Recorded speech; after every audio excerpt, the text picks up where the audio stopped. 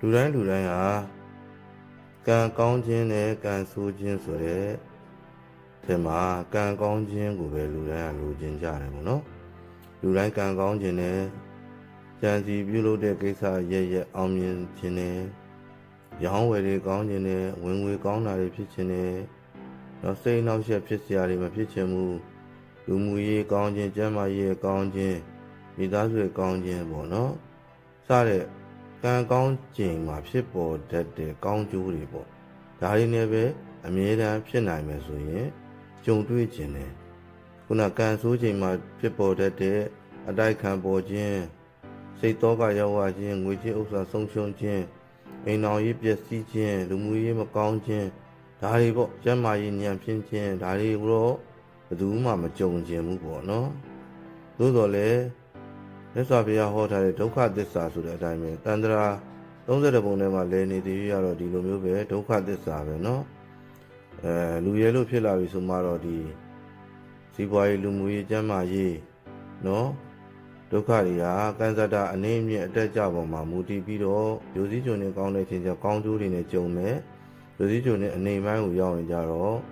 ကိုမလိုချင်သောစူးကျိုးတွေနဲ့မဖြစ်မနေကြုံတွေ့ကြရတာပဲပေါ့เนาะဒါလူတိုင်းပဲဒါကြောင့်မို့လို့လူတိုင်းဟာကံကောင်းခြင်းတွေကြီးပဲကြုံတွေ့နေရတယ်ဆိုတဲ့လူမျိုးလည်းမရှိသလိုအမြဲတမ်းပဲကံဆိုးခြင်းတွေနဲ့ပဲကြုံတွေ့နေရတယ်ဆိုတဲ့လူမျိုးလည်းလောကမှာမရှိဘူးเนาะလူတွေကလှည့်နေတာဆိုเนาะလှည့်နေတဲ့အခါကျတော့ကံစတာမြင့်တဲ့အချိန်ရောက်ရင်ကောင်းကျိုးတွေကြုံမယ်နှိမ့်တဲ့အပိုင်းရောက်ရင်အနောက်ချက်တွေပေါ်မှာစိတ်နောက်ချက်တွေပေါ်မှာဒီပေါ်မှာကိုက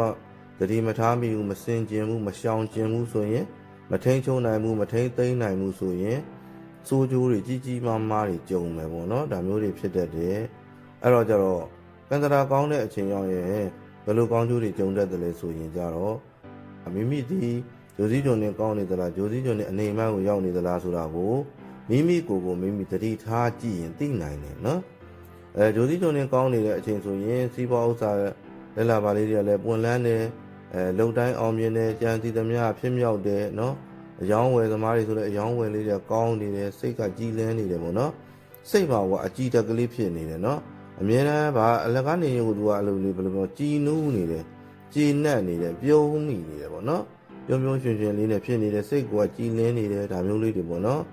ရောင်းဝယ်ရလဲကောင်းတယ်ကျန်းမာရေးရလဲကောင်းတယ်မိသားစုအလုံးရေးကိစ္စရပ်တွေကလည်းအဆင်ပြေတယ်ချစ်ခင်ကြတယ်နော်စီစီလုံးလုံးရှိကြတယ်ဒါဆိုရင်ဒါမိမိကံစတာကောင်းနေတယ်ကံစတာအမြင်ပိုင်းကိုရောက်နေတယ်ဆိုတာကိုသိရမယ်ပေါ့နော်အဲ့လိုသိလိုက်ပြီဆိုရင်လေဒါမိမိကဒီကောင်းတဲ့ကံတွေပို့ပြီးကောင်းဖို့နော်ကြာခိုင်မြဲဖို့ပေါ့နော်အမြဲတမ်းတော့ခိုင်မြဲအောင်တော့လုပ်လို့မရဘူးနော်အမြဲတမ်းခိုင်မြဲအောင်မှလုပ်လို့ရခဲ့ရင်တော့ဒါဖះဟောနဲ့စန့်ကျင်တယ်လို့ဖြစ်သွားမှာပေါ့နော်အဲ့တော့တက်နိုင်ဆုံးပေါ့နော်ရသလောက်ကောင်းခြင်းတွေကိုကြာရသလောက်ဆွဲဆန့်နိုင်အောင်ပေါ့နော်ကောင်းခြင်းတွေကြုံနေတဲ့အချိန်မှာဆိုရင်ပို့ပြီးတော့ဖះတရားလုပ်မယ်လူရာတန်းတာလေးတွေလည်းလုပ်မယ်ဥပမာဝင်ငွေရဲ့10ပုံတပုံအနည်းဆုံးတော့လှူဒန်းမယ်နော်လှူဒန်းတဲ့နေရာခါမှာလည်းပညာနဲ့ရှင်သောလှူဒန်းခြင်းမျိုးပေါ့နော်တကယ်ကိုလိုအပ်တဲ့နေရာကောင်းတဲ့နေရာတွေမှာပေါ့နော်ကာလဒါနဖြစ်အောင်လှူဒန်းတာမျိုးတွေပေါ့နော်လုပ်မယ်ဒါမျိုးဆိုရင်တော့မိမိရဲ့ကြုံတွေ့နေရတဲ့ကံကောင်းခြင်းဆိုတဲ့ကောင်းကျိုးတွေဟာတက်တန်းရှည်ပြီးတော့ပို့ပြီးကောင်းကျိုးတွေရမယ်ပေါ့နော်ကောင်းကျိုးတွေလည်းကြီးကြီးမားမားတွေထိရမယ်ပေါ့နော်အဲ့လိုပဲကံစတာနေပြီဆိုရင်ကြတော့လေသူအချက်ပြတယ်ဒါပေမဲ့ကိုကသိဖို့လိုတယ်အဲ့ဒါကိုနော်တချို့ကကြတော့ကံစတာနေတာကိုနေမှမသိဘူးဥပမာအလုတ်ခွင်ထဲမှာရန်အတိုက်ခံပေါ်တယ်နော်အယောင်းဝယ်ပိုင်းတွေမှာသွားတယ်လေးသွားတယ်နှေးသွားတယ်ရောင်းဝယ်တွေပါသွားတယ်နော်ရရရှိတဲ့ပတ်စံမျိုးဆိုမရဘူးနောက်တစ်ခါရန်တိုက်ခံပေါ်တယ်ပြဿနာတက်တယ်ကိုကဘာမှမသူ့ကိုဘာမှမလုပ်တော့လဲမိမိကိုစိတ်ရှုပ်အောင်လာလုပ်တဲ့လူတွေပေါ်လာတယ်မိမိကိုရန်လုပ်တဲ့သူတွေပေါ်လာတယ်ပြဿနာရှာတဲ့သူတွေပေါ်လာတယ်ဒါမျိုးတွေဆိုရင်ဒါမိမိကကံစတာတိတ်ပြီးတော့မကောင်းတော့ဘူးဆိုတာကိုသိဖို့လိုတယ်တချို့ကြတော့လေဒီ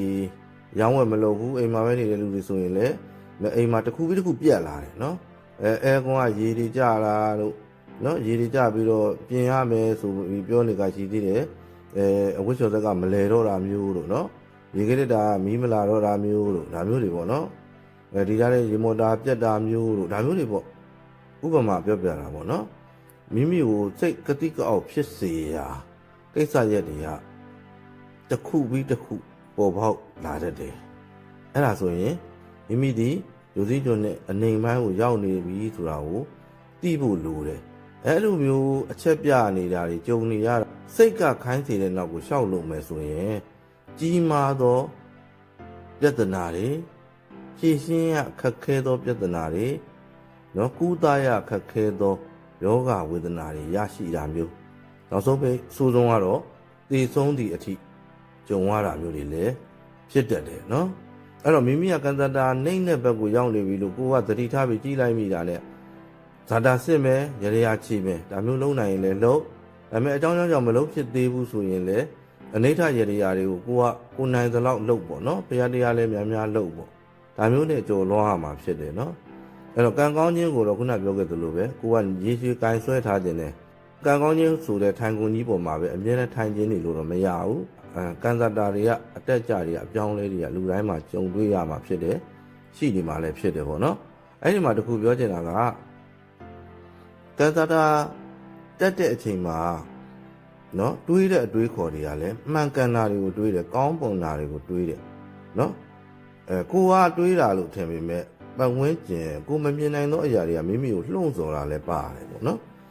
ဒါပေမဲ့ကံစတာနေပြီဆိုရင်ကြတော့မဟုတ်တာဘက်ကိုတွေးတယ်နော်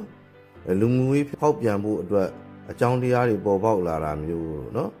အိမ်တော်ရေးဖောက်ပြန်ဖို့အတွက်အကြောင်းတရားတွေပေါ်ပေါက်လာတာမျိုးနော်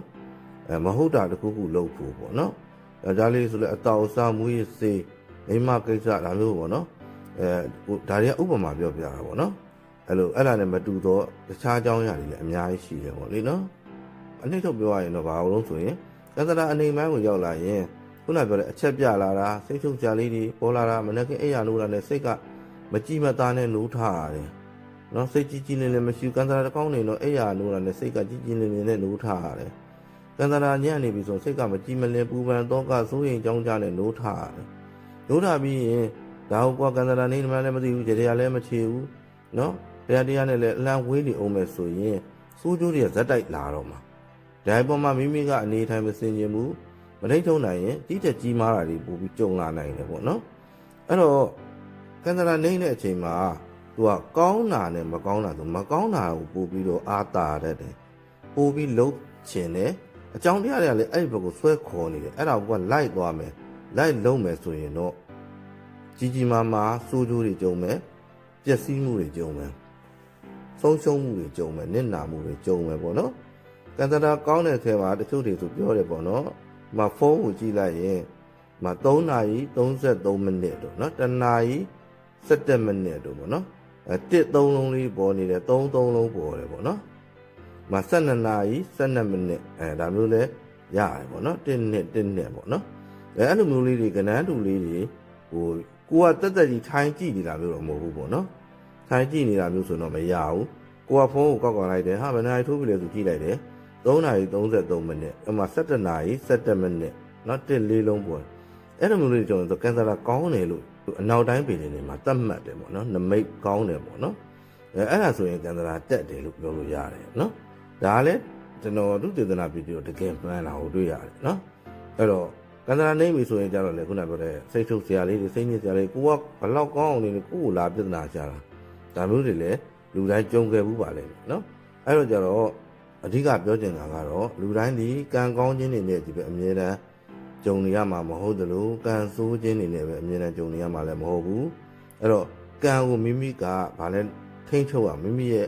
အပြောအဆိုအနေအထိုင်အသွားအလာအတွေးခေါ်ဒါတွေနဲ့ထိန်းချုပ်ပြီးတော့အဆိုးဆုံးမဖြစ်အောင်နော်လူစည်းကျွန်းနဲ့အနေမှန်းကိုရောက်ရင်တော့အဆိုးဆုံးမဖြစ်အောင်ထိန်းချုပ်နိုင်ရမယ်ပြုပြင်နိုင်ရမယ်ရတရားလည်းခြေရမယ်ရတရားဖျားတရားလုပ်ရင်ရလားပေါ့နော်တချို့ကပြောတယ်ရတရားမချေဘူးဖျားတရားတော့လုပ်တယ်ဒါဆိုရင်ရလားအဲ့လိုပြောတယ်ပေါ့နော်အဲ့လိုပြောတချို့ကကြတယ်ဖျားတရားလုပ်ရင်ရပါတယ်လို့ပြောတယ်ဟိုတလောကဆိုရင်ကျွန်တော်အတိတယောက်ပေါ့နော်အတိတယောက်ဆိုရင်သူကဘယ်လိုပြောမလဲတွဲပင်ကားလားမသိဘူးနော်အဲ့လိုကားအကြီးပေါ့နော်အဲ့ဒါသူထောင်ထားတယ်ထောင်ထားတဲ့အခါမှာသူဂျိုစီဂျိုနဲ့အငြိမ်မှန်းကိုရောက်နေတယ်တော့သူပြောတယ်ရတရားခြေသိနေတယ်လို့ပြောတယ်သူကရတရားမခြေဘူးတဲ့အဲ့ဒါတွေတို့ကမယုံဘူးတဲ့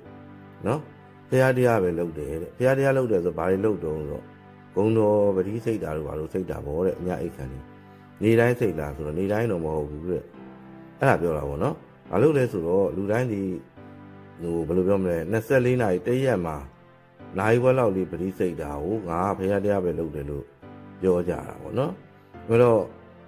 ဟိုအမြဲတမ်းကြီးမလုပ်နိုင်ဘူးခုနပြောလို့တရက်မှာ24နာရီရှိရင်ကောင်းမှုကလုပ်တာကနိုင်ဘိုင်နည်းနည်းလေးပေါ့အချိန်ကနည်းနည်းလေးနော်မကောင်းမှုကများတယ်မကောင်းတဲ့အတွေ့တွေးနေတဲ့အချိန်မကောင်းတဲ့အလုပ်လုပ်နေတဲ့အချိန်ကဟိုများတယ်အဲ့တော့ကိုကဘုန်းကြီးယဟန်တစ်ပါးလို့လေ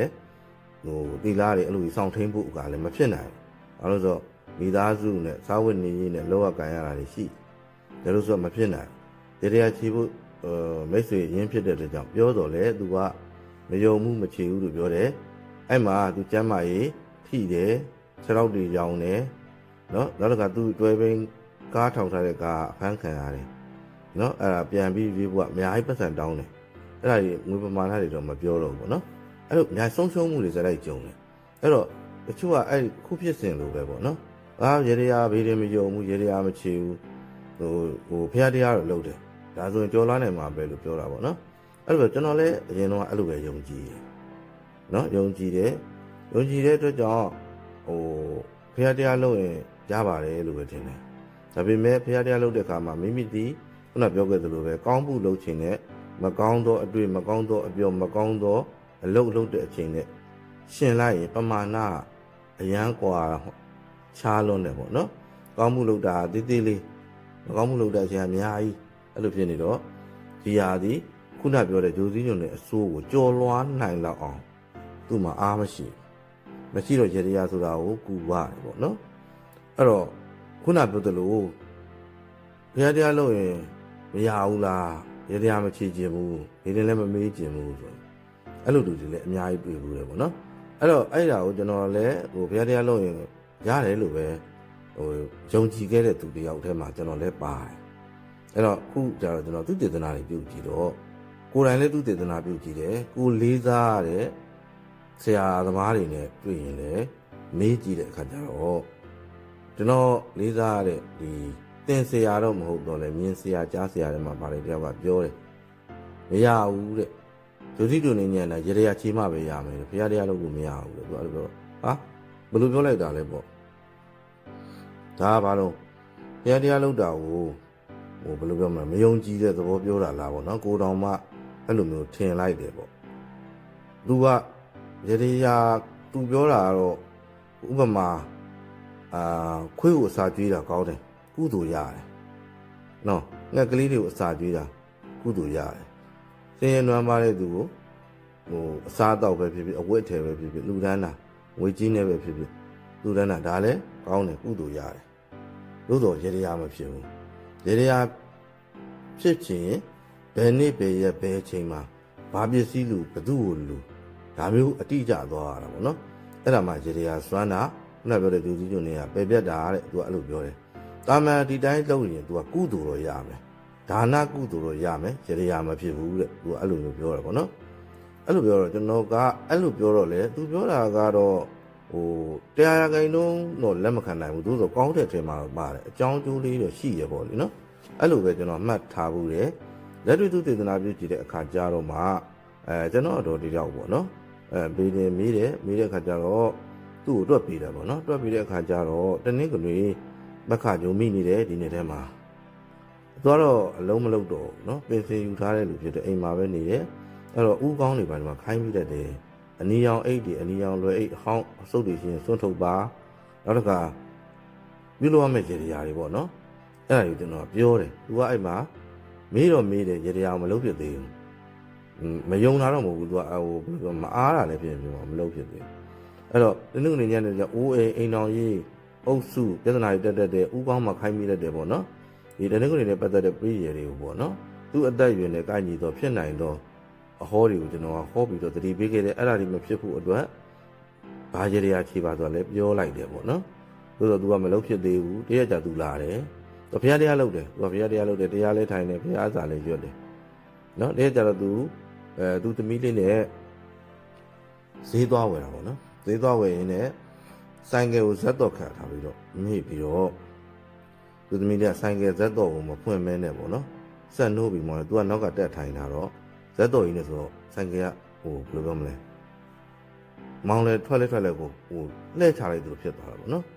လှည့်ချလိုက်သူဖြစ်သွားတော့အဲ့မှာ तू ကနောက်ကထိုင်နေတဲ့သူကပြုတ်ကြ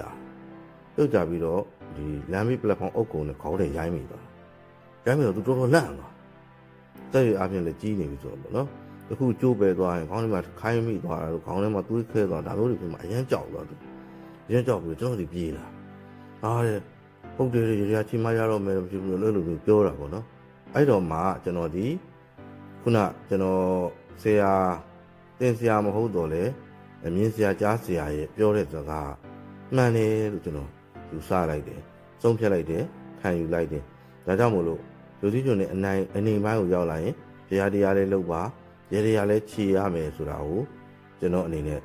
မှတ်ယူလိုက်တယ်ပေါ့နော်အဲ့တော့လူတိုင်းကံကောင်းတာကိုပဲဖြစ်စေခြင်းတယ်ကျွန်တော်အနေနဲ့လည်းကောင်းတာတွေကိုပဲဟောခြင်းတယ်ဒါတာစစ်လာတဲ့သူတွေကိုပေါ့မှာနော်ကောင်းတာတွေပဲပြောပေးခြင်းတယ်ဆိုးတာတွေဆိုရင်မဟောခြင်းဘူးမဖြစ်ပါခြင်းနဲ့လို့လည်းစိတ်ထဲမှာဆူတောင်းတဲ့မေတ္တာပို့ပေးတယ်ပေါ့နော်သို့တော်လည်းကိုဖြစ်ခြင်းတိုင်းမဖြစ်ပါဘူးလောကကြီးဒီဒုက္ခသစ္စာဖြစ်သည့်အတွက်ကြောင့်ကြုံမှာပဲကြုံတဲ့အခါမှာကြီးမားမကြုံဘူးနော်ဟိုအစိမ်နဲ့ပေါင်းမဲ့ဟာအဲလေးနဲ့ထုံးတာနဲ့ပြီးဖို့ပေါ့နော်ကျင်းကြည့်ဖို့အတွက်လည်းမိမိကအမြဲတမ်းသတိထားဖို့လိုသလိုခုနပြောတဲ့ရေတရားလည်းခြေဖို့လိုပါတယ်ဆိုတာလေးကိုကျွန်တော်ရဲ့အတွေ့အကြုံတွေအရကံဆိုးခြင်းကံကောင်းခြင်းဂျိုစည်းဂျုံနဲ့ကောင်းခြင်းဂျိုစည်းဂျုံချင်းမကောင်းခြင်းအပေါ်မှာဘေးတင်အတွေ့အကြုံအရအတွေးခေါ်လေးတစ်စကိုဝေမျှလိုက်ခြင်းဖြစ်ပါတယ်